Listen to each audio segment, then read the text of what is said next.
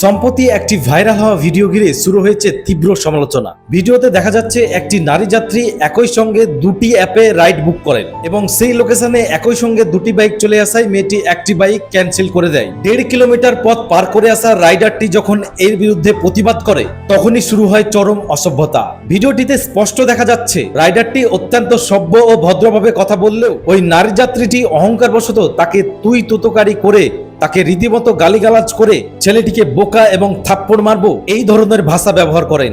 এমনকি মেয়েটি মারমুখীও হয়ে পড়েন। এই নারী কি জানেন না ওলা উবার বা র্যাপিডো চালকদের জীবন কতটা অসহায়? একদিকে আকাশ ছোঁয়া পেট্রোলের দাম, অন্যদিকে কমিশন ভিত্তিক আয়ের নিশ্চয়তা। চালক যখন নিজের সময় ও জ্বালানি খরচ করে বুকিং লোকেশনে পৌঁছান তখন বিনা কারণে রাইড বাতিল হলে তার যে আর্থিক ক্ষতি হয় সেটা এই মেয়েটাকে বোঝাবে কে?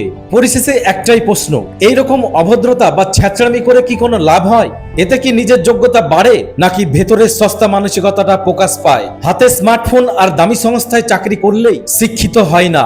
সব পেশাকেই সম্মান করুন, অন্তত মানুষ হিসাবে একটু মানসিক হন। তো এতে আপনাদের কি মতামত? আপনাদের মূল্যবান মতামত অবশ্যই কমেন্টে জানান।